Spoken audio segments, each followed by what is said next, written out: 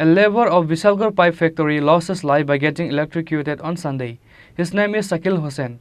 However, if there was a facility for oxygen in the ambulance, Sakil Hussain would have been alive, said the family members. Other laborers of the factory took Sakil Hussain in Vishalgarh hospital after the incident. Later, he was referred to Agartala GB hospital. However, Sakil Hussain passed away on the way before reaching the hospital because there was no oxygen facility in the ambulance. ঠিক 6:30টার দিকে বাপনদা আমারে phone করছিল যে তোমার মামাতো হইছে শাকিল কারেন্টে লাগছে, একটু বাড়ির খবরটা পৌঁছাও আর তুমি তাড়াতাড়ি একটু আইও। তো আমি সঙ্গে সঙ্গে বাড়ির খবরটা পৌঁছাইয়া আমি বেড়ে গেছি। গিয়া দেখি তো অলরেডি বাপনদা ননিদা দুজনই হেরে লইয়া জিবি রেফার করে দিছে, জিবি গেছে গা। এবং ওইখানে সে যাওয়ার পরে ডাক্তার কইছে যদি বিশাল করে একটু ট্রিটমেন্টটা ভালো হইতো তাহলে সে বাচ্চা যাইতো। বিশাল করে ট্রিটমেন্ট ভালো হয়েছে না, প্লাস অক্সিজেন নাই, যে গাড়িটা দিছে গাড়ির মধ্যে অক্সিজেন আসলো না, অক্সিজেন পাইছে না, ডাক্তার কইছে সে মারা গেছে এই কারণে।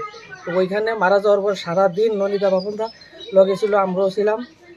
তারপরে এখান থেকে পোস্টমর্টম হওয়ার পরে বাড়িতে আনছি, আনার পরে একবারে কবর দেওয়া অবধি দুটো ছিল।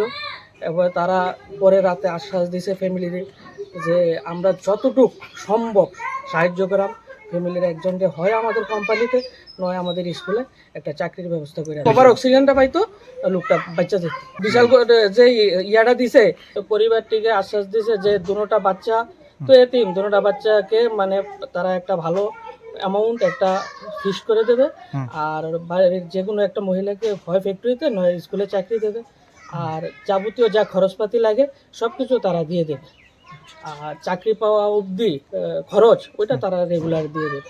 ব্যুরো রিপোর্ট, চিনি খরাং।